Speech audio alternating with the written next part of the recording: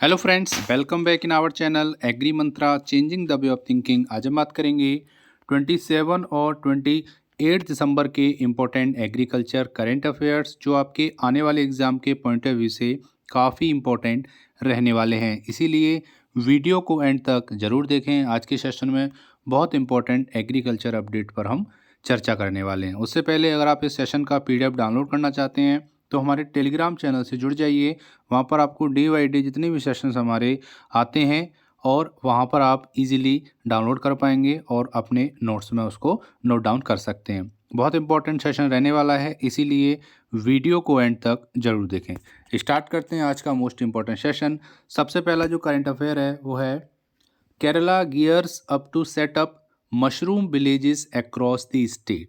तो पूरे राज्य में केरला स्टेट क्या कह रही है कि वो हर सिटी में मशरूम विलेज चाहती है। तो यहाँ पर केरला हॉर्टिकल्चर मिशन लॉन्च हुआ था, तो उसमें एक नया इनिशिएटिव लिया गया है कि वो क्या चाह रहे हैं कि मशरूम प्रोडक्शन को बढ़ावा मिले।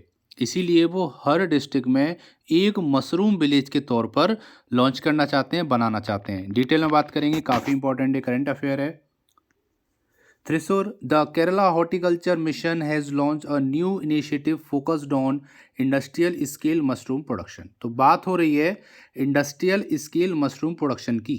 तो यहाँ पर मशरूम प्रोडक्शन को बढ़ावा देने के लिए ये इनिशिएटिव लिया गया है under the Kerala horticulture mission. बात करेंगे the goal is to establish mushroom village in each district across the state. तो पूरे केरला राज्य में हर डिस्ट्रिक्ट में, हर ज़िले में एक मशरूम विलेज बनाया जाएगा, इस्टेब्लिश किया जाएगा।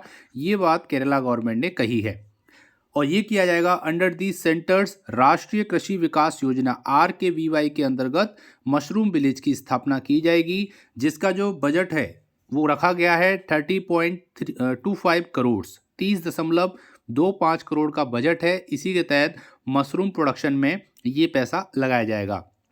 मशरूम विलेज जो हैं, जो बनाए जाएंगे, उसमें क्या क्या होगा? प्रोडक्शन यूनिट्स होंगी, प्रोसेसिंग फैसिलिटीज़ होंगी, वैल्यू एडेड प्रोडक्ट्स होंगे और अदर चीज़ें मिलाकर ही वहाँ पर मशरूम विलेज इस्टेब्लिश किया जाएगा।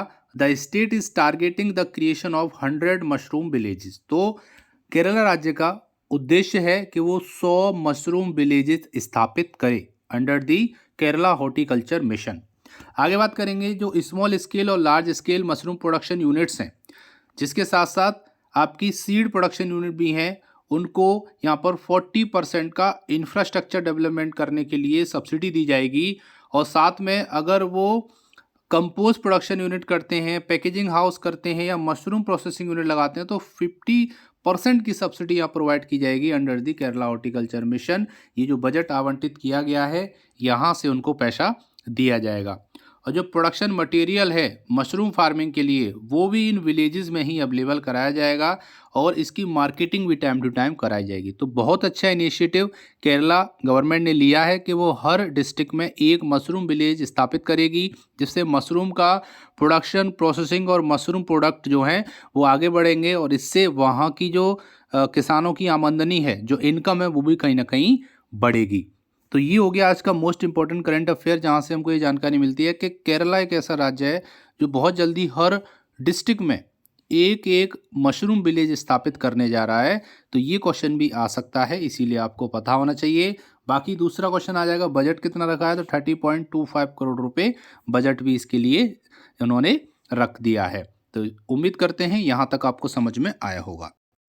आगे चलते हैं, एक और इम्पोर्टेंट एग्रीकल्चर अपडेट बात करेंगे। Doctor Chaudhary Srinivasa Rao assume charge as director of ICAR-IARI। तो यहाँ पर डॉक्टर श्रीनिवास राव को चार्ज दिया गया है डायरेक्टर ऑफ ICAR-IARI का। डॉक्टर श्रीनिवास राव जो कि रिनोल्ड एग्रीकल्चर साइंटिस्ट हैं, उनको अपॉइंट किया गया है as a director of IARI, जिनका जो एक्सपर्टीज़ है, श्रीनिवास राव का जो एक्सपर्टीज़ है वो सस्टेनेबल फार्मिंग में है, सॉइल हेल्थ में है, क्लाइमेट रेजिलेंट सिस्टम्स में है और साथ के साथ एग्रीकल्चर में जितने भी चैलेंज आते हैं उनको भी उन्होंने अभी तक एड्रेस किया है। इसीलिए उनकी ये खासियत है, उनकी ये पर्सनैलिटी है, इसीलिए उनको यहाँ पर एज ए डायरेक्टर अपॉइंट किया गया है IARI का। बात करेंगे डॉक्टर श्रीनिवास राव जो कि साइंटिस्ट भी हैं और लीडर भी हैं इंडियन एग्रीकल्चर रिसर्च के, उनको यहाँ पर एज ए डायरेक्टर अपॉइंट किया जा रहा है ICAR Indian agriculture research institute IARI new Delhi का। आगे अगर हम बात करेंगे तो उनका जो एक्सपर्टीज़ है, जैसे कि मैंने आपको बताया, सॉइल साइंस में भी है, नेचुरल रिसोर्स मैनेजमेंट में भी है, सस्टेनेबल एग्रीकल्चर में भी है। इन्होंने कई अपने डिकेड्स जो हैं वो इम्पैक्टफुल कंट्रीब्यूशन में दिए हैं एग्रीकल्चर सेक्टर में। ज्वाइन करने से पहले, IARI ज्वाइन करने से पहले doctor Rao serve as a director of ICAR national academy of agricultural research management. तो नारम के भी वो डायरेक्टर हैं ज्वाइन करने से पहले, आपको बता दें। और उसके साथ साथ central research institute for dryland agriculture क्रीडा, उसके भी ये डायरेक्टर हैं और अब ये डायरेक्टर बन गए हैं ICAR IARI के।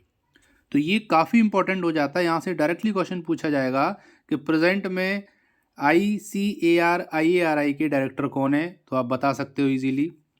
एक क्वेश्चन आ जाएगा ICAR national academy of agriculture research management के डायरेक्टर कौन है, तो वो भी डॉक्टर राव हैं।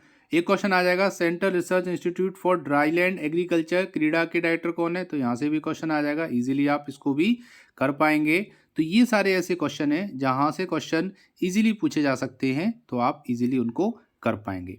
तो यहाँ पर उन्होंने एग्रीकल्चर प्रैक्टिस को सुधारने का काम करेंगे और जितने भी एग्रीकल्चर सेक्टर में चैलेंज आ रहे हैं उनको भी कहीं ना कहीं वो एड्रेस करेंगे, जिससे एग्रीकल्चर सेक्टर जो है वो ग्रोथ करेगा और इंडिया की जो इकोनॉमी है, एग्रीकल्चर से जो GDP आ रही है वो भी कहीं ना कहीं अच्छी जा सकती है अगर इनका मार्गदर्शन रहा और सारी चीज़ें अगर पॉजिटिव रहीं, तो आने वाले समय में एग्रीकल्चर को एक अलग दिशा वो दे सकते हैं। डॉक्टर राव की हम बात कर रहे हैं जिनको चार्ज दिया गया है डायरेक्टर ऑफ ICAR IARI। उम्मीद करते हैं यहाँ तक आपको सारी चीज़ें समझ में आई होंगी। बात करते हैं पिछले वीडियो में पूछे गए क्वेश्चन के आंसर के बारे में। क्वेश्चन था national sunflower day is celebrated on, तो आंसर है फर्स्ट सैटरडे इन अगस्त। अगस्त महीने का पहला सैटरडे हर साल नेशनल सनफ्लावर डे के रूप में सेलिब्रेट किया जाता है। सभी स्टूडेंट ने सही आंसर किया था इस क्वेश्चन का। अब बात करेंगे आज के स्पेशल क्वेश्चन की, जिसका सही आंसर आपको कमेंट सेक्शन में लिखकर भेजना है। क्वेश्चन है world pulses day is celebrated on, तो आपको बताना है विश्व दलहन दिवस कब मनाया जाता है, आपको बताना है वर्ल्ड पल्सेस डे किस दिन सेलिब्रेट किया जाता है। तो यहाँ पर ऑप्शन है 10 फरवरी, 10 जुलाई, 10 दिसंबर या इनमें से कोई नहीं। तो इसका सही आंसर आप हमको कमेंट सेक्शन में लिख के भेज सकते हैं। हम आपके वैल्यूएबल कमेंट का बेसब्री से इंतजार कर रहे हैं। तो ये था आज का इंपॉर्टेंट सेशन।